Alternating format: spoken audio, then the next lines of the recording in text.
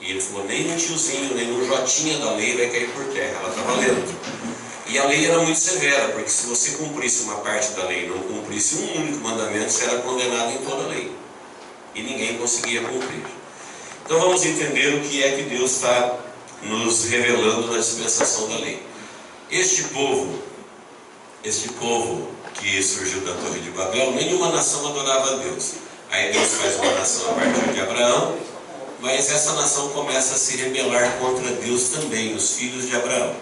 Quando eles tinham mais ou menos 70 pessoas, eles foram para o Egito, naquela época em que José foi antes, e impediu o Egito de perecer de fome, falando para construir cidades celeiros, interpretando os sonhos de Faraó.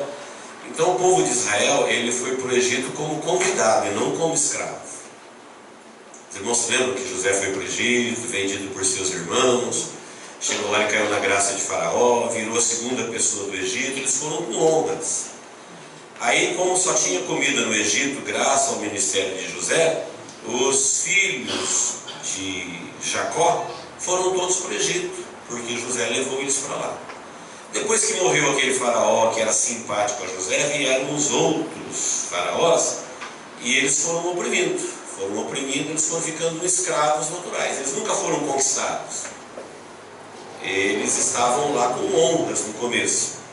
Aí foi passando o tempo, eles foram virando escravos. Quando eles saíram do Egito, que eles atravessaram o Mar Vermelho, eles ficaram parados em Cádiz e Barneias por 2 anos, é o deserto de Cádiz. Nesses 2 anos aconteceu o livro de Levítico. Então esse povo que são do Egito, eles eram um povo ainda ignorante das coisas de Deus. Foram criados no Egito, canteiro da idolatria, foram se aculturando lá. E um homem propenso a pecar, como o pecado está no seu coração, ele não tinha nem consciência mais do que era pecado. Aí Deus chamou Moisés no monte para dar a lei, e quando Deus deu a lei, que o povo ficou no pé do monte, Moisés subiu lá, recebeu a lei, que ele desceu, e eles perguntaram, o que foi que Deus disse? Olha, Deus disse assim, não terás outros deuses diante de mim. Eles tinham. Não matarás, eles matavam. Não roubarás, eles roubavam. Eles perceberam quando Deus deu a lei que eles estavam mortos. É isso daí que Deus quer? Então a gente está morto. Vamos morrer. Essa era a ideia da lei, trazer a consciência de que eles estavam em pecado. Por isso Paulo interpretou dizendo, a lei é como um espelho. O espelho mostra a sujeira, mas não remove. O espelho mostra que você está com o cabelo despenteado, mas não penteia. A lei era para isso, era para revelar para o homem que ele pensava que ele estava bem diante de Deus, mas na verdade ele estava longe. Ele não tinha nem sequer consciência do pecado. Igual quando você vai evangelizar alguém hoje, você fala assim, você não quer aceitar Jesus para ser salvo? Ele fala, salvo do quê? Salvo do quê? Ele não tem nem consciência que vai ter um juízo, que quem não tem Jesus tem a maldição de Adão, e que ele está condenado para sempre. Ele nem sabe disso. Sabe quando ele vai saber isso? Quando ele conhecer a lei de Deus. E quem não conhece a lei e transgride a lei não beneficia quem dorme. Nem a lei dos homens, nem a lei de Deus. A lei é fria. A lei, você transgrediu a lei, você é marginal, você está à margem da lei, você é criminoso, você está cometendo um crime, porque quem transgride a lei é criminoso. Então quem não encontrou com Deus em Jesus Cristo, que é o Salvador, ele encontrará com Deus em Jesus Cristo, que será juiz. Deus será o juiz em Cristo. O próprio Jesus falou assim, olha, se eu não tivesse vindo, pecado não teríeis. Mas eu vim. E porque eu vim, o vosso pecado permanece. Porque vocês amaram mais as trevas do que a luz. 1 João, capítulo 3, a seguir. Jesus estava dizendo, se Deus não tivesse enviado o seu Filho para morrer, para salvar, vocês não teriam pecado, vocês já estavam em condições de pecador. Mas porque o Salvador veio, porque você não se interessou pelo Salvador, então o vosso pecado permanece. Então a dispensação da lei, ela teria que produzir isso no coração dos filhos de Abraão: a necessidade de santificação, de purificação, de fidelidade, porque se eles não fizessem isso, eles morreriam, ou morreriam no caminho, como a maioria morreu no deserto. O povo que são do Egito, a maioria morreu no deserto, por rebeldia, por idolatria, por incredulidade. E alguém falava assim: mas Deus tirou o povo do Egito para matá-los no deserto. Mortos eles já estavam, Deus estava curando a espécie. Muitos cristãos têm dúvidas de entender por que Deus matou tanto. Porque Deus é o Senhor da vida. Quando Ele está matando a morte, e nunca a vida. Se um agricultor encontra uma colônia de cupins, o que ele tem que fazer? Tadinho, eles têm filhotinhos. Vai matar o filhotinho do cupim? Vai matar o filhotinho da praga? Não. As pragas, elas vivem de matar a vida. Então se trata de um reino das trevas e um reino da luz, um reino da perdição e o reino da salvação. Então o médico não pode olhar para o câncer, para o tumor e falar: tem umas células cancerígenas que são bebezinhas ainda, não desenvolveu. Ele tem que ser radical. Por isso Deus falou para Israel assim: olha, você vai para a terra, e lá na terra tem os Jabuseus, os Emorreus, os Eveus. São povos que para Deus são abominação. Eles são contaminação. Você não fará aliança e não terás misericórdia deles. Se você fizer aliança com eles, eles serão como uma flecha atravessada na sua garganta, como uma espada enfiada nas suas costas. Aquilo que eu estou falando para você fazer com eles, se vocês não fizerem, eles farão com vocês. Resultado: quem é que foi expulso da sua terra depois? Foi Israel, não foram eles. Por quê? Porque eles não cumpriram com a palavra de Deus e fizeram aliança. Sabia que Israel nunca possuiu a terra por inteiro? Israel possuiu a terra em parte, depois falou: não, vamos parar de guerrear, ser amigos, ser vizinhos. E Deus tinha dito: olha, se você não os destruir por inteiro, por quê? Porque são abominação. Deus, na sua onisciência, viu que eles eram um caso perdidos. E Deus queria salvar a espécie. A cura da humanidade, da espécie humana, estava em Israel, não naqueles povos. Por isso a mensagem da lei produziu esse sentimento de tristeza, porque revelou que eles estavam bem, saiu do Egito, está caminhando, eles estão andando no deserto, cai o maná do céu, a coluna de fogo brilha, esquenta à noite, a nuvem cobre de dia, mas a lei veio revelar para eles que eles estavam em pecado. Igual quando nós ouvimos uma mensagem, às vezes uma mensagem de exortação, ela parece que te desconstrói, você fica triste, né? A mensagem revelou o teu pecado. Você pensou que você estava bem e o pastor falou que você não vai para o céu se você continuar assim. A mensagem foi dura. Por quê? Porque Jesus não é como os religiosos que enganam, que falam aquilo que o povo quer ouvir. Ele quer salvar. E para salvar, ele vai falar aquilo que a pessoa precisa ouvir. Você sabia que Jesus, depois de curar, ressuscitar 7 pessoas, ordenar ao mar, multiplicar os pães, abrir os olhos do cego, curar o homem que mais operou milagres na face da terra, depois de 3 anos de ministério, ele tinha 500 pessoas que viu ele na transfiguração? Só 500? Por que ele perdia tanta gente? Porque quando a multidão se ajuntava por causa dos milagres, ele falava a verdade para eles. Jesus falava assim: lá haverá pranto, choro e ranger de dente para todo sempre. De modo nenhum vocês se salvarão, todos perecereis. Em João 6, quando ele pregou sobre o pão da vida, até os 12 ficou assustado. Falou: Senhor, esse discurso foi muito pesado, todo mundo foi embora. Jesus falou: vocês querem ir também? Quer ir também? Foi quando Pedro disse: para onde nós iremos? Só tu tens palavra de vida eterna. Então Jesus não era um pregador interessado em enrolar, mascarar, ludibriar ouvintes. Ele queria salvar. E quando ele via o problema do pecado da pessoa, ele falava.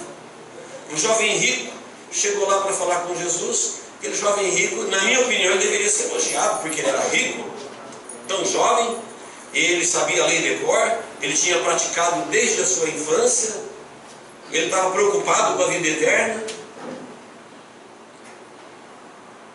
Ele só tinha um problema, ele não tinha certeza que ele estava salvo. Ele perguntou para Jesus: o que eu faço para ganhar a vida eterna? Ele sentia que ele estava fora dela. Aí Jesus falou assim: você conhece a lei? Conheço. Pratica a lei? Pratica. Você tem só um problema, você tem muitas riquezas. Se livra dela, você terá um tesouro no céu. Vende tudo quanto tem e você terá um tesouro no céu. E ele foi embora triste. Parece que Jesus falhou para salvar aquele jovem. Não falou a verdade. Falou: você quer a vida eterna? É isso aí que está te impedindo. A riqueza está te influenciando negativamente em Deus. Ele não falou que é o pecado da riqueza, é o perigo da riqueza. O dinheiro é uma coisa que mata a distância. A maioria das pessoas que são apaixonadíssimas por dinheiro nem tem. Verdade. Nem tem. Mas eles fazem dele a razão de existir. É um veneno que mata a distância. Você nem possui ele. Mas o desejo de adorá-lo, de tê-lo, é tão grande que Deus fica em silêncio. Então a maioria das pessoas que amam o dinheiro é porque elas não têm. Porque quem tem muito dinheiro já se decepcionou com ele. Já sabe que ele não resolve o problema deles. Eles continuam com o problema. Então as pessoas que mais têm são pessoas que já não são tão encantadas com ele. Agora aqueles que não têm acham que se tivesse, todos os problemas seriam resolvidos. Então, queridos, na dispensação da lei, foi esse choque de ouvir a lei de Deus para aquele povo que saiu do Egito, atravessou o Mar Vermelho, Deus é conosco, a terra prometida, vamos reinar. E de repente a primeira palavra de Deus foi aquele balde de água fria. Vocês estão tudo em pecado. Vocês querem ser salvos? Então agora vocês têm que prestar atenção no Salvador que vai vir, porque vocês não conseguem cumprir a lei de Deus. O Salvador estava chegando, é a próxima dispensação. Israel já estava com a missão de trazer o menino. O menino, o filho se nos deu. O principado está sobre os seus ombros. O descendente da mulher, aquele que Deus havia prometido lá em Gênesis 3,15. Então agora o Salvador está para chegar. Então na dispensação da lei, Deus deixou claro que todos eles iam ter que passar pelo processo da conversão e se conscientizar que ninguém consegue cumprir a lei de Deus. O homem está irremediavelmente perdido. Ele precisa de um Salvador. Se não tiver um Salvador, ele está morto. Quem me entendeu? Diga amém? Amém. Esse era o objetivo da lei. E todas as vezes que Deus matou durante essa dispensação, Ele estava matando a morte. É quando a morte ameaçava aquele remanescente que tinha a cura da espécie humana. Muito bem, vamos parar aqui na quinta dispensação. E agora eu quero voltar para a quarta festa, que nós vimos até a terceira. Vimos Páscoa, Pães Asmos e Primícias. A quarta festa, volta um pouquinho na sua apostila. Me ajuda a achar onde ela está. 40? Então vamos lá, página 40.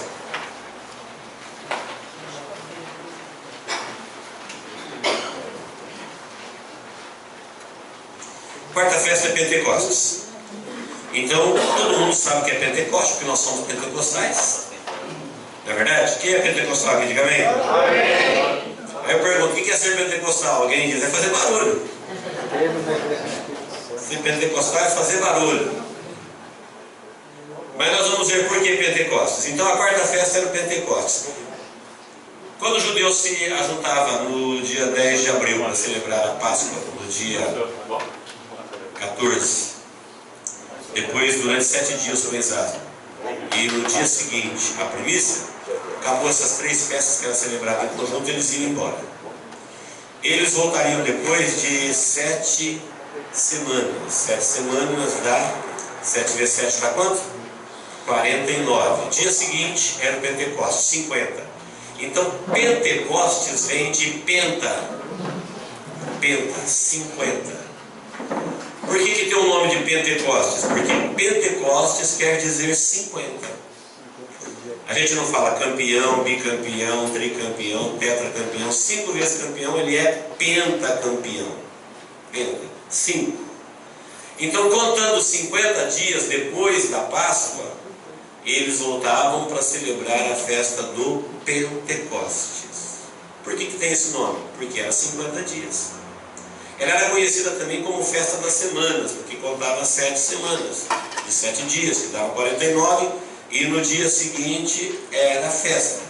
O que tinha nessa festa? Tinha música, tinha sacrifício, tinha dança, tinha louvor, tinha júbilo. E tinha um detalhe que não tinha na outra: essa tinha que comer pão com fermento. Enquanto que nos pães asmos era pão sem fermento, porque representava Cristo, essa agora representa o ser humano, que o Pentecoste vai ser o Espírito Santo habitando no ser humano. Foi no Pentecoste que o Espírito Santo veio. E como o ser humano é falível, e fermento na Bíblia simboliza aquilo que é ruim, que é mal, que contamina, então Deus estipulou que essa festa, o pão tinha que ser com fermento, para representar a atuação do Espírito Santo na pessoa humana. Então, na festa do Pentecostes, eles tinham que comer o pão com fermento. Então, era exatamente na festa do Pentecostes que eles estavam celebrando a festa de Pentecostes, lá em Atos 2, e de repente, um som como que de um vento, tochas como que de fogo vieram sobre eles, um barulho do céu, e eles foram cheios do Espírito Santo e começaram a falar em línguas, conforme se repartia pelo Espírito Santo a cada um deles. Pentecostes. Está aí a origem do nome Pentecostes, povo pentecostal. O cumprimento do Pentecostes, ele está no fato que nesses 50 dias que se contavam, Jesus, quando morreu, ele foi o cordeiro que foi sacrificado. Nos pães asmos ele pregou aos espíritos em prisão. Nas primícias ele ressuscitou. Onde Jesus estava no Pentecostes, naqueles 50 dias que conta da primícia até o Pentecostes, a Bíblia fala que por 40 dias ele ficou aparecendo ainda aos discípulos. Quem sabe disso? Diga amém. Amém. 40 dias.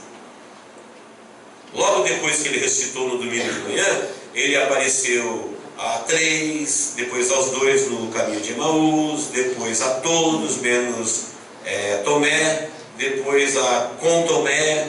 E ele ficou aparecendo, confirmando que aquele Cristo que estava lá no Calvário, pálido, apático, era ele. Tomé foi o primeiro a duvidar, e Jesus falou: vem cá, Tomé, coloca o teu dedo aqui, ó, onde o cravo furou, coloca o teu dedo aqui onde a lança entrou. E olha que interessante, lembra que nós falamos nos pães asmos que a nossa vida na presença de Deus, nós servimos um Deus vivo. Ele sabe tudo que a gente faz o tempo todo. Tem gente que pensa que está na presença de Deus só na igreja. Você sabia que quando Tomé ficou sabendo que os discípulos, Jesus apareceu para os discípulos, ele falou: eu duvido, eu não acredito. Eu só acredito se eu colocar o dedo lá. 8 dias depois, eles estavam reunidos no mesmo lugar de novo, e Jesus apareceu. E ele foi direto em Tomé. Quem falou para ele? Eu creio que Tomé falou assim: eu não acredito, é uma conversa de bastidor, essa que a gente tem depois do culto acaba. Conversa assim, ó. Não, eu não acredito. Jesus foi direto e falou: Tomé, vem cá, você não falou que não acredita? Está vendo a diferença do cristianismo para o paganismo? Quem está me entendendo? Diga amém. Amém. O Espírito Santo habita. Se ele habita, ele sabe de tudo. Ele está o tempo todo. É 100%. Tempo integral. Não existe essa religiosidade que a gente assume uma postura diante de culto, ou quando estamos diante de irmãos, ou conversando entre irmãos. Não. Cristianismo Não tem nada a ver com religião. O cristianismo é modo de vida. Nós nos reunimos para adorar porque fomos salvos pelo Espírito Santo. Mas nós não temos o ranço da religiosidade. A religião são aqueles líderes que se colocam entre as pessoas e Deus como atravessadores, para colocar peso. Então, quanta gente que é salvo do mundo e é preso pela religião, liberto do mundo e enganado por uma religião que oprime. Foi o que Jesus falou para a religião dos fariseus: vocês fazem um convertidos, mas ele vira 100 vezes filho do inferno. Está perdido. Porque a religião, em vez de se ocupar de levar as pessoas a Deus, eles trazem as pessoas para ela. Em vez de levar as pessoas a glorificarem a Deus, eles querem que as pessoas glorifiquem a religião. Em vez de servirem a Deus, que eles sirvam a religião. E aí a pessoa vira uma religiosa e serve incansavelmente a religião e não conhece a Deus. E tem religião boa, tem religião que é poderosa, faz até milagre. Mas você viu Jesus falando diretamente que por ocasião da sua volta alguém vai dizer para ele: nós comíamos, o Senhor comia nas nossas ruas, nós operamos milagres, no teu nome nós fizemos maravilhas. Eu não sei quem são vocês. Se quem expulsou o demônio, operou milagre e comia na presença dele, ele não conhece, quem que ele conhece então?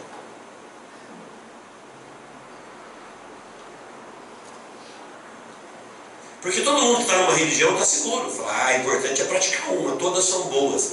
Errado, nenhuma presta. A única que é boa é a igreja invisível de Jesus. Glória a Deus. É aquela que você é o corpo. E você sente que você está vivo no corpo. Não tem opressão. Por exemplo, Deus não tem escravos, Deus tem servos livres. Toda pessoa que é obrigada a fazer alguma coisa não é a Deus que ele está servindo. Quando a religião oprime, já não é mais a Deus que ele está servindo. Deus só tem servos livres. O cristão precisa aprender, e para Deus tudo que ele faz é porque ele quer fazer. O Espírito Santo moveu ele para fazer. Por exemplo, se vocês não viessem aqui hoje, não teria nenhum problema. Ninguém ia ligar para vocês: você não pode faltar. Pode. Venha o dia que você quiser, contribua quando você quiser, adore quando você quiser, mas quando você fizer, faça para o Senhor. É para o Senhor. Estou aqui porque eu vim oferecer o meu culto vivo, o meu sacrifício a Deus. Então o Pentecostes, ele fala desse tempo em que eles estavam reunidos 50 dias depois, e aí o Espírito Santo veio nessa festa para habitar sobre eles. O Espírito Santo desceu. O Espírito Santo, assim como na Páscoa, no Pães Asmos, na Primícia, todas essas festas eram cerimônias oferecidas a Deus, e era para a nação inteira. Como o povo foi se perdendo nas cerimônias, quando chegava o cumprimento profético, eles estavam voando. Por exemplo, na Páscoa, eles estavam matando o cordeirinho no templo. O cordeiro de Deus que tira o pecado do mundo estava morrendo lá no Monte Calvário. Nos Pães Asmos, Jesus está ensinando que agora o culto é um Deus vivo, portanto nós temos que apartar o fermento da maldade, da malícia. Agora nós estamos diante de um Deus diferente dos deuses pagãos, que é um Deus que antes de você vir, ele já sabe por que você está vindo. Antes de você orar, ele já sabe por que você está orando. É um Deus que te conhece. É um Deus que não tem como você se esconder dele. Aí nas primícias ele ressuscitou, e nós estamos garantidos na ressurreição dele, a nossa ressurreição. No Pentecostes, era para a nação de Israel inteira receber o Espírito Santo. Eles não estavam celebrando a Páscoa? Eles não estavam celebrando o Pães Asmos? Eles não estavam celebrando as primícias? No Pentecostes agora, o cumprimento profético do Pentecostes era a vinda do Espírito Santo. Mas cadê que eles receberam o Espírito Santo? Quem recebeu foi 120. Só 120?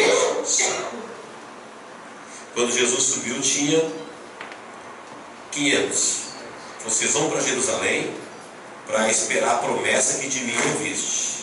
Eu vou para o Pai, e quando eu chegar diante do Pai, eu vou enviar o Espírito Santo. Parecia que o Espírito Santo ia vir no dia seguinte, mas demorou um dia, 2, 3, 4, 5, 6, 7, 8, 9, 10. Ele ficou 40 dias aparecendo. Com mais 10 dias que demorou para o Espírito Santo vir, quantos dias deu? 50. Já estava acontecendo lá no templo a festa do Pentecostes. Enquanto eles estavam lá no templo celebrando a festa do Pentecostes, quem estava no cenáculo do templo reunido conforme Jesus mandou, obedecendo a palavra dele, falou: vão lá para o cenáculo, vão para Jerusalém, esperem lá. Aí o Espírito Santo veio sobre eles e eles receberam o Espírito Santo 120. E Deus faz a obra com quem quer. Ele queria fazer com a nação inteira, a nação se perdeu, ele fez com 120. Aqueles 120 homens vão encher o mundo do poder de Deus. O Evangelho vai se espalhar. Então, se alguém perguntar para você hoje, o que é isso ser pentecostal? Não é ser barulhento. Porque esse alegado poder de Deus, preste bem atenção. Eu digo alegado porque barulho nunca foi poder. Poder é uma coisa que você pode. Se você pode, você tem poder para. Se você não pode, você não tem poder para. Você sabia que Jesus era cheio do Espírito Santo? E no entanto, quem olhava para ele não percebia que ele era cheio do Espírito Santo. Ele era um homem comum. O Judas, quando foi entregar Jesus, o soldado perguntou: como é que a gente faz para saber quem é ele? Ele falou: quem ele que eu beijar. Se ele não beijar, ninguém saberia. Ele se misturava com os 12. Não tinha uma auréola, uma roupa diferente, um brilho, que alguém olhava para ele assim e falava: é aquele. Igual quando chega um chefe entre os homens, você logo sabe que é um chefe, né? É tudo diferente. Não, Jesus era igual. E diz a Bíblia que ele era cheio do poder do Espírito Santo. Que poder era esse? Porque ele estava sempre abrindo a roda e falando: não, deixa comigo. Não, o poder do Espírito Santo estava na vida dele exatamente para ele fazer aquilo que ele fazia. Ele podia perdoar como ninguém podia. Ele pregava como ninguém pregava. Ele ministrava como ninguém ministrava. O poder do Espírito Santo não era só na hora de fazer grandes milagres, não. Aí a religião interpretou esse poder como barulho, e às vezes nós achamos que o poder do Espírito Santo é aquele barulho. Aí quando chega na hora de perdoar, fala: não consigo, não tem poder. Você tem que amar o perdido, não consigo, não tem poder para amar. Você tem que vencer o inimigo, não tem poder para vencer o inimigo, mas está no meio do barulho. Você precisa vencer as suas limitações, não tem poder. Mas que Espírito Santo é esse que só atua fazendo barulho? E poder mesmo não tem. Quem é batizado com o Espírito Santo? Todo mundo levanta a mão, como se fosse uma medalha de honra ao mérito. Por quê? Porque ela fala em línguas. Parabéns, Paulo disse assim: eu dou graças a Deus que eu falo mais em língua do que todos vós. Eu queria que vocês fossem como eu e que vocês também falassem em línguas. Porque línguas é a evidência inicial do batismo com o Espírito Santo. Mas a evidência permanente é que aquelas pessoas que falaram em línguas nunca mais foram as mesmas, se tornaram poderosas. Começaram a pregar como nunca tinha pregado, começaram a orar como nunca tinha orado, começaram a entender como nunca tinha entendido, começaram a perceber e a sentir Deus de uma forma que eles nunca tinham experimentado. Afinal, a terceira pessoa da Trindade, o Espírito Santo de Deus, habitava neles.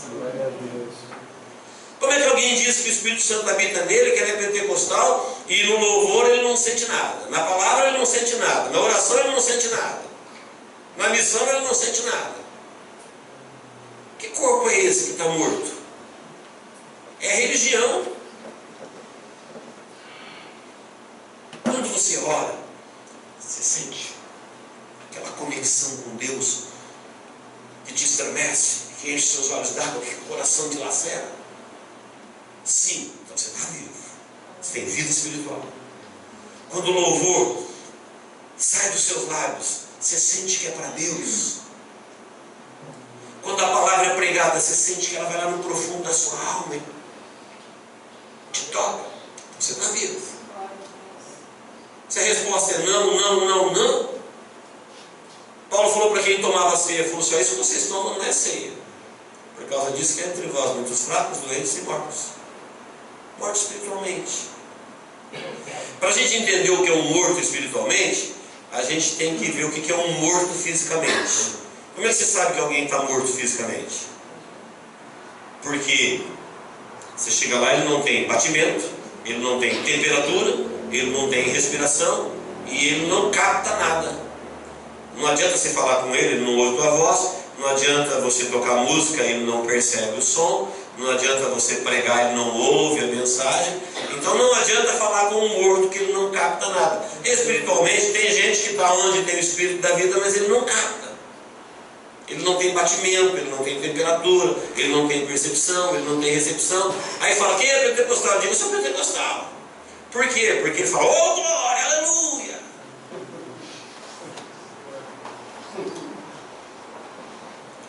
Glória e aleluia são marcas registradas no movimento pentecostal. Mas ser pentecostal é muito mais do que isso. Aquele povo que estava esperando o Cordeiro de Deus que tira o pecado do mundo, quando Jesus morreu, o sangue de Jesus caiu sobre a vida deles. Eles se tornaram aceitáveis a Deus. Quando eles aceitaram pela fé que o sangue de Jesus caiu sobre a vida deles, agora eles começaram a oferecer um sacrifício como dos pães asmos, em pureza, em santidade. Não é em perfeição. Deus nunca procurou entre os homens perfeição. Ele procurou sinceridade, sem máscaras, sem cerimônias vazias, liturgias ocas, que Deus tanto condenou e matou tanta gente por causa disso. Quantas vezes Deus falou para os profetas: eu tenho nojo das vossas cerimônias, eu escondo o meu rosto de vocês, porque era tudo muito para bajulação, para rasgação de seda, para todo mundo bater palma. Eu falei: que lindo, mas não era para Deus. Falou: o vosso coração está longe de mim. O templo é de Deus, o culto é para Deus, Deus é citado, Deus é falado, mas na hora ele não é adorado. Quem está me entendendo, diga amém. Amém. Irmãos, até hoje, Deus não é a pessoa mais querida no meio religioso. Nem Jesus, nem o Espírito Santo, nem o Evangelho. Na verdade, a maioria do povo de Deus gosta de dinheiro. Na verdade, muita gente gosta da carne. Muita gente gosta do mundo. Então, se perguntasse hoje no mundo quem é a coisa mais buscada, quem vocês acham que é? Deus ou dinheiro? Dinheiro. Mamon está em vantagem. Mamon está em vantagem. O que vocês acham que as pessoas mais gostam hoje? Culto ou show? Show. O mundo está em vantagem em relação ao reino dos céus. O que o pessoal mais gosta hoje? De Bíblia ou de outras literaturas? Outras literaturas. Então o nosso Deus, ele é o tempo todo tirado. Então as pessoas, eles falam do Deus, porque Deus tem credibilidade. Então quando eles querem falar de Deus, eles falam do Deus da Bíblia, mas quando eles vão se relacionar, eles se relacionam com o outro.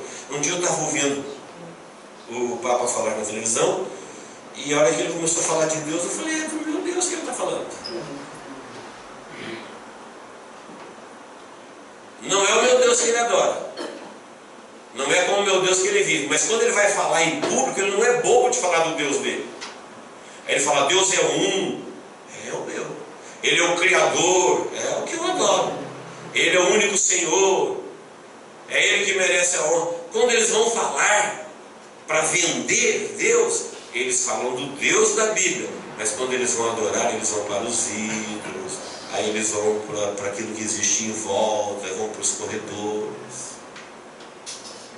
Então, queridos, a franqueza de Jesus, Jesus não fez multidões seguindo Ele, porque Ele olhava para o pecador assim, e não enrolava ele. No juízo vai se abrir o livro e a pessoa vai ter que: você sempre soube, estava lá. Estava lá escrito nos evangelhos, era só ler de carreirinha. E Jesus, ele era franco. O Nicodemos, aquele cara boa pinta, qualquer pessoa colocaria um tapete para receber ele em casa, seria uma honra. Ele falou: bom mestre, o que eu tenho que fazer? Bem sei que és vindo de Deus, porque ninguém pode fazer o que tu fala, se Deus não for com ele. Ele falou: olha, você precisa nascer de novo. Se você não nascer de novo, não tem como entrar no reino do céu. Como é que você fala isso com um camarada daquela autoridade? Jesus ainda era um ser controverso. Muita gente nem achava que ele era um profeta direito. Talvez o Nicodemos falou: é uma honra eu chamar ele de bom mestre. Falou: vou te falar a verdade. Se você não nascer de novo, você não vai ver o reino do céu. O reino do céu você só percebe ele quando você está dentro. Não tem como vê-lo de fora. E quando a gente está dentro, nós sentimos esses impulsos. Eu chamo de sinais vitais de vida espiritual. Você vai orar, você sente a presença de Deus, isso é uma evidência que você está vivo. Se você não sente, fala: olha, eu estou orando, isso é um sinal. É como se o médico estivesse procurando seu batimento cardíaco e falar: cadê teu coração? Não está batendo nada aqui não. Cadê sua temperatura? Cadê sua respiração? Então nós temos que sentir, porque Deus, nós não falamos que Deus habita onde está 2 ou 3, Ele não habita, e nós não sabemos vós que vós sois o templo do Espírito Santo, que Ele habita em vós. Então isso não é conversa para a gente falar, isso é evidência, Ele habita. Se Ele habita, então nós temos que nos relacionar. Eu sei que Deus me ama, eu sei que Deus me tem nos seus planos, eu também o amo. E como é que pode que duas pessoas que se amam ser frios? Nunca se encontram. É um amor fictício, imaginário, religioso. A maioria dos povos das religiões, eles têm um amor por Deus imaginário, não é um amor experimental. Não, queridos, nós temos um amor que o Espírito Santo nos convenceu pela palavra e nós sentimos que somos amados. Quem sente que Deus te ama? Diga amém. Amém. Agora eu preciso sentir que eu amo também. Porque se tem uma coisa que eu sei é quando eu amo, quando eu não amo alguém. Você sabe, você tem essa capacidade. Se eu perguntar assim: você ama seu filho? Você fala: amo. Fala: ama nada. Não, fala: amo sim, porque você sabe. Você sabe o que é amar e o que não é amar. Então com Deus é a mesma coisa. Eu sei se eu amo ou não. E se eu não amo, eu preciso amar. Porque se eu não corresponder, eu fico nessa de o Espírito Santo habita em nós, amém, e vai levando aquela vidinha. Não, o Espírito Santo é a terceira pessoa da Trindade. Ele vai dinamizar a tua vida. Você vai fazer aquilo que um homem comum não pode fazer. Você vai viver. E não quer dizer que você vai ficar poderoso e fazendo milagres. Não. Você vai ter uma força, uma capacitação. Você vai perdoar como as pessoas comuns não conseguem perdoar. Você vai amar como eles não conseguem. Você vai ver, crer, entender, esperar, sentir como uma pessoa comum não consegue. E se ele perguntar: como é que você consegue? Você fala: o Espírito Santo de Deus que habita em mim. Aleluia. Como é que você tem tanto problema assim e parece que não tem problema nenhum? O Espírito Santo de Deus que habita em mim. Isso é ser pentecostal, ser corpo. Ter sinais vitais de vida. Religião não produz isso em ninguém. A religião é fria. Enquanto que no cristianismo quem cresce é o cristão, na religião quem cresce é a religião. Uma prova disso você vê no catolicismo. O catolicismo foi a religião que mais cresceu no mundo. Mas em compensação, coitado do católico, ele foi o que menos cresceu no mundo. Porque o objetivo do catolicismo não é o crescimento do católico, é o crescimento do catolicismo. O católico ficou perdido. Não sabe nada de Deus, não sabe nada de Bíblia, não sabe nada de revelação. Nós viemos de lá. Quem é que veio de lá? Diga amém. Amém. Amém. Nós estávamos perdidos. Porque o objetivo da religião é o crescimento dela, não é o crescimento da pessoa. No cristianismo não tem crescimento denominacional. Porque não tem denominação, nós somos um corpo. A gente se reúne e chamamos de igreja, parece que a gente frequenta uma religião, por força de leis. Mas na verdade nós não precisávamos nem de ter nome lá. Quem são esse povo? São os cristãos. Por que eles são chamados cristãos? Porque eles são parecidos com Cristo. Igual Cristo é, eles são. O Espírito que habitava em Cristo habita neles. O que Cristo fazia, eles faziam. O que Cristo falava, eles falam. O que Cristo mandou eles fazer, eles fazem. São cristãos. Isso é ser pentecostal. Aqueles 120 que receberam o Espírito Santo, eles nunca mais foram os mesmos. As evidências posterior do falar em línguas é que eles começaram a ter um relacionamento com Deus e com o mundo diferente de como eles viviam antes. Olha Pedro antes, Pedro depois. Olha João antes, olha João depois. Olha Tiago antes, Tiago depois. E Jesus também era assim. Onde você vê que Jesus era poderoso? Era exatamente na capacidade de perceber a armadilha, no discernimento, em saber o que fazer e não saber o que fazer. Lembra Pedro pegando a espada e falou: não, Pedro, agora não, põe a espada na bainha. Chegou a minha hora. A pessoa que tem o Espírito Santo, ele sabe exatamente de onde ele veio, onde ele está, para onde ele vai. Está centrado. Amém, queridos? Amém. Esse Espírito Santo, na sua aplicação pessoal, é Ele que está conduzindo a igreja. Como a igreja somos nós, Ele vai te conduzir nessa esperança. Esse relógio anda mais rápido que os outros, tenho certeza disso. Olha que interessante. Uma das coisas que os cristãos falam é isso aqui, ó. Jesus, a promessa que Ele vai vir desde que Ele morreu, ressuscitou, falou que Ele vem, já faz 2000 anos, Ele não vem, nós estamos esperando Ele há 2000 anos. Quem está esperando Jesus há 2000 anos aqui? Levanta a mão. É falso isso, queridos. Você sabia que nós estamos esperando Jesus desde o momento que a gente começa a crer? Então, quando você morre, preste bem atenção, isso é importante. Quando você morre, aqui, você não nasceu aqui, ou aqui, ou aqui, se você morreu com 30, com 20, se você foi homem ou mulher, preto ou branco, gordo ou magro, rico ou pobre, não tem problema. O que importa é se quando você morreu, você foi para a vida, ou se você veio para a morte. Então, se você perguntar para alguém que veio para cá, se ele foi rico, se ele foi feliz, não adianta nada, ele perdeu tudo. Quanto mais ele teve, mais ele perdeu a vida. Se você perdeu a vida, você perdeu tudo que você tinha, tudo que você conquistou, tudo que você acreditou, tudo que você amou. Ninguém pode falar meu se ele não existe. Ele ficou com o meu pai, meu filho.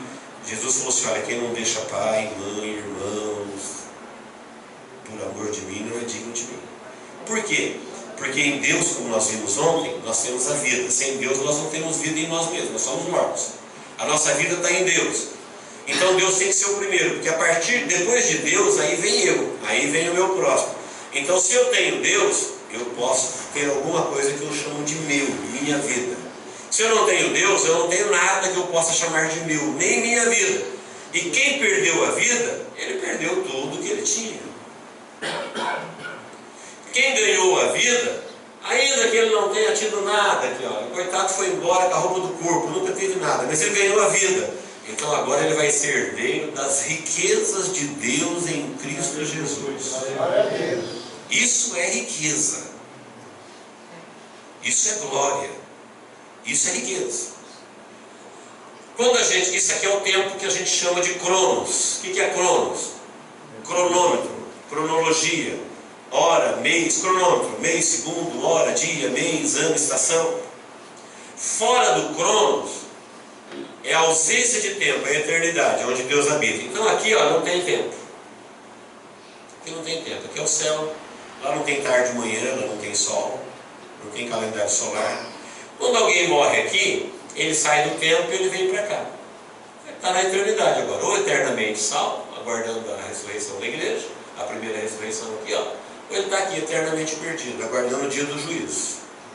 Ele vai ressuscitar para ir para juízo. Então quem morreu há 2000 anos atrás, ou quem morreu há 2 dias atrás, salvo, eles estão na eternidade. Lá no tempo, não tem tempo. Então essa espera aqui para nós foi 2000 anos, para eles foi um tempo, rapidinho. Quem me entendeu? Diga amém. Amém. Lembra de Daniel quando ele orou, pedindo a Deus a resposta do que ia ser com o povo de Israel, e a resposta não vinha? Ele falou: não vou comer enquanto Deus não responder. E demorou 21 dias. Quando deu 21 dias, o anjo Gabriel chegou com a resposta. Falou: Daniel, no dia que você orou, eu já vim trazer a resposta. Então por que demorou 21 dias?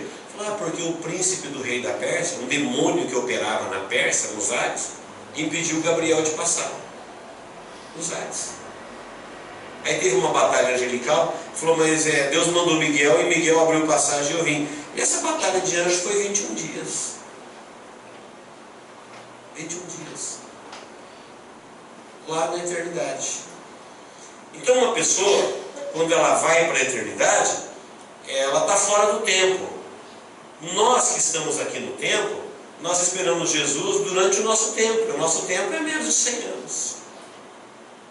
Se contar que você se converteu às vezes com 30, 40, de repente morreu com 80, ninguém está esperando Jesus há 2000 anos. Você tem a oportunidade de esperá-lo e servi-lo durante 30 e 40 anos.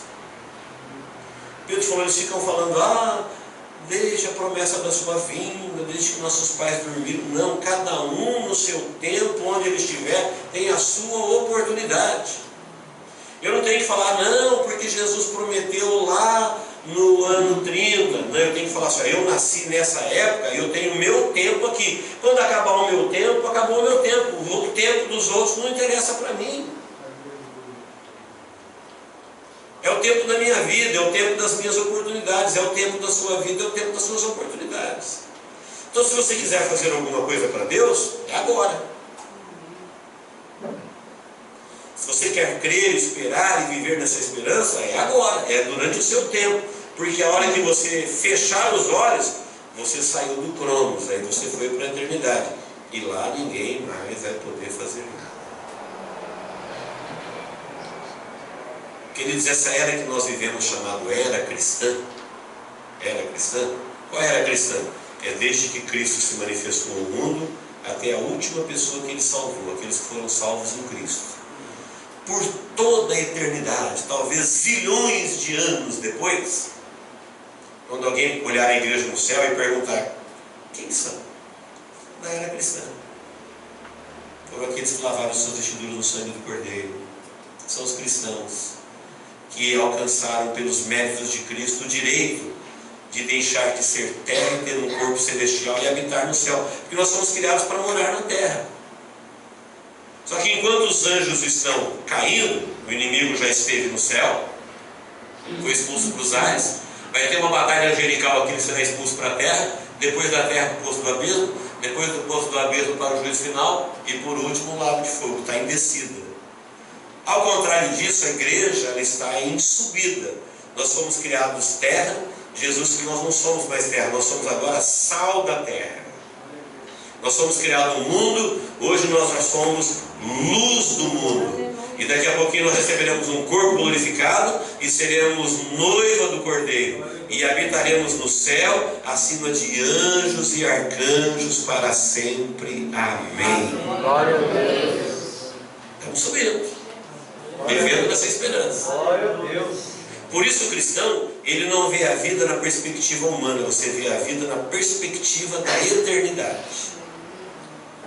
Enquanto o mundo e a ciência estão tentando curar o homem antes de chegar na cova, nós já estamos vivendo pós-cova. Está todo mundo fazendo rapidinho porque vai morrer. Não, nós já estamos pós-morte. Nós já tivemos o problema da morte solucionado em Cristo Jesus. Já vivemos nas regiões celestiais pela fé. Glória a Deus. Por isso o cristão não tem medo de morrer. Não é que ele gosta de morrer. Ele não tem medo, porque ele sabe que ele já resolveu o problema da morte. Nós já morremos. Antes da gente tombar, a gente já morreu.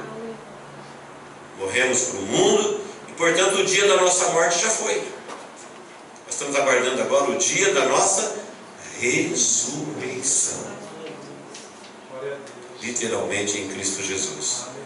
Amém, queridos? Então ser pentecostal é a coisa maravilhosa.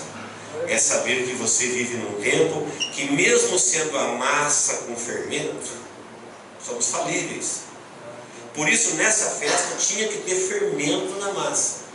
Era Deus dizendo assim: olha, o meu Espírito Santo vai habitar numa casa contaminada com o pecado humano. Por isso, o nosso pecado, que tantas vezes nos frustra, não frustra Deus. Ele sabe que nós somos pó. A tua fraqueza, que às vezes te destrói, ela não destrói Deus. Deus sabe que você é isso aí mesmo. Deus não... A gente que se ilude pensando que não é fraco. Pedro, quando falou para Jesus assim: ó, se todo mundo aqui te negar, eu não te nego, eu morro por ti. Ele não sabia que ele era fraco. Aí ele chegou diante da porteira e ele negou por 3 vezes. Ele não conhecia a fraqueza dele. Ele achava que ele era forte. Foi preciso ele ter um encontro com a sua própria fraqueza para ele chorar amargamente e pedir perdão, para depois o Espírito Santo trabalhar na vida dele. Por isso é que nós não defendemos glória denominacional e muito menos glória humana, porque nós somos frágeis. Forte é o nosso Deus. Poderoso é o nosso Deus. É o Espírito Santo que habita em nós. Amém, queridos? Amém. Quem é pentecostal aqui? Diga amém. Amém. Então, cada dia você precisa sentir o pulsar do Espírito. Você é pentecostal. O Espírito Santo habita em você. Você tem que olhar para a natureza e dar glória a Deus, sentir que o Espírito Santo está ali no culto, na presença, o tempo todo, sozinho, varrendo a calçada, arrumando a cozinha, dirigindo. Qualquer momento que você fala assim: eu quero sentir a presença de Deus, é agora, na hora. Não tem que dar um passo para trás, nem para frente, nem olhar para cima, nem para o lado. Ele está aí dentro, ele habita aí. Isso é ser pentecostal. Ter uma vida poderosa não é fazer coisas mirabolantes, é ter poder para vencer o mundo, vencer a carne, vencer as trevas, renunciar ao pecado, renunciar às coisas que te prendem. Aquilo que tanto encanta o mundo, você tem poder para dizer não. Não. Já mostrou uma fortuna para Jesus, falou: você está vendo os reinos do mundo, tudo isso é meu, me foi entregue, se quiser eu te dou. Ele falou: não. Era fácil ganhar aquela grana toda, ele falou: só me adorar. Falou: vai, Satanás, somente ao Senhor teu Deus adorarás, somente a Ele darás culto. É isso que é ser pentecostal, é saber que você não é teu, você já foi comprado. Quem já foi comprado não está à venda, não tem preço. Nós somos comprados com preço de sangue. Somos dele, somos povo dele, e ele é o nosso Deus. Portanto, se alguém tiver interesse por nós, nós não estamos disponíveis, já fomos comprados com o sangue de Jesus. Amém? Amém. Quinta festa é as trombetas. Depois do Pentecostes, eles iam embora. E aí, no mês de outubro, então veja bem, vamos entrar no Cronos aqui, olha. 10 de abril, separa o cordeiro. 14 de abril, mata o cordeiro. Dia 15 começa o panzasmo, dura 7 dias. No 8º dia do panzasmo tem a primícia, vai embora. Volta daí 50 dias, Pentecostes, aí o povo vai embora. Aí tem um período longo de tempo, e lá para o mês de outubro tem a festa das trombetas. A festa das trombetas, ela historicamente estava levando o povo de Israel a celebrar que durante toda a trajetória do povo de Israel no deserto, eles eram guiados por trombetas. Então você imagina, saiu do Egito 600 mil homens, com mulheres e crianças, tem 2 milhões de pessoas deslocando. Como é que você desloca 2 milhões de pessoas no deserto, numa época que não tem carro de som?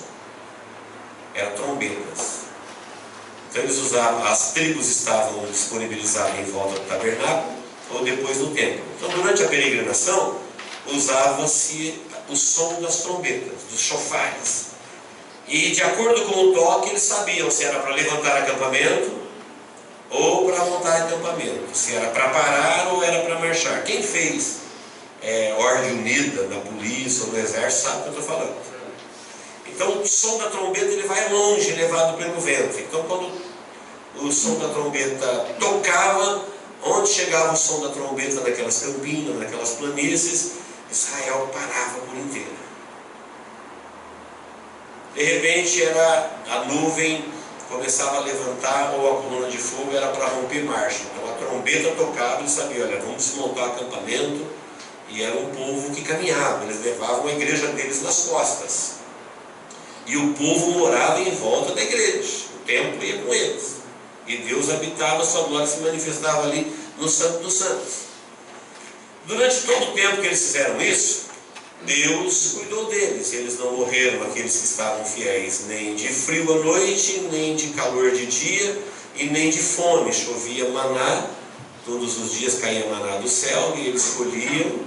E no dia de sábado que não podia colher, eles colhiam porção dupla na cesta, e não virava bicho. Nos outros dias, se alguém colhesse mais do que a porção necessária, virava bicho. Na sexta-feira não virava bicho. Quem sabia disso? Diga amém. Amém. Maravilhoso, né? Era para cada um colher o que tinha que comer. Depender da provisão de Deus. Se alguém colhesse a mais, para deixar para o dia seguinte, virava bicho. Segunda-feira, caiu maná. Colhe o maná para segunda-feira. Não pega para terça, que terça vai ter o seu maná. Não pega. Deixa lá. Você pegar, vai virar bicho.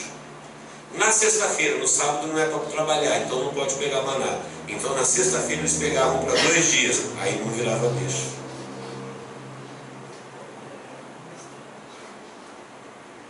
Era para eles dormir tranquilo. Deus estava dizendo assim, olha, eu cuido de vocês. Lembra da palavra de Jesus no Novo Testamento? Basta cada dia o seu mal.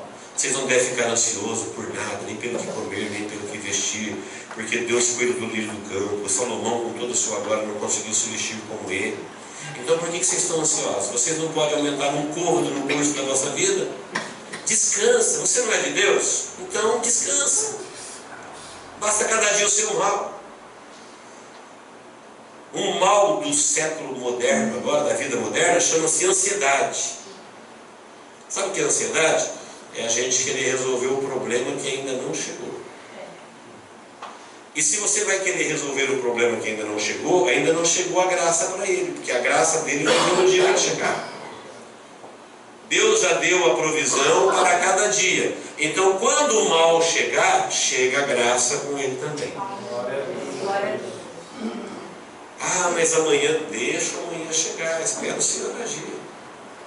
O Senhor vai ser Senhor amanhã. Agora você começa a pensar no problema que vai acontecer daqui 3 meses e já não dorme mais. Você não tem a graça para daqui 3 meses. A graça que você tem é para hoje. É só você lembrar aquela luta que surgiu de repente, você fala, não sei como é que eu consegui atravessar. Eu sei, quando chegou a luta, chegou a graça também. Basta, é o maná. É o Deus de todos os dias. É o Deus que Ele é o pão nosso, é o Deus nosso, Ele é nosso, nós somos dele, e Ele caminha no meio do seu povo. O dia que Ele não fizer é porque não é para ser feito. Aquilo que Ele não fez é porque não tinha que ser feito, porque Ele não dorme. Amém, queridos? Amém. As trombetas, então, historicamente era isso. Alguém perguntar, o que é trombeta?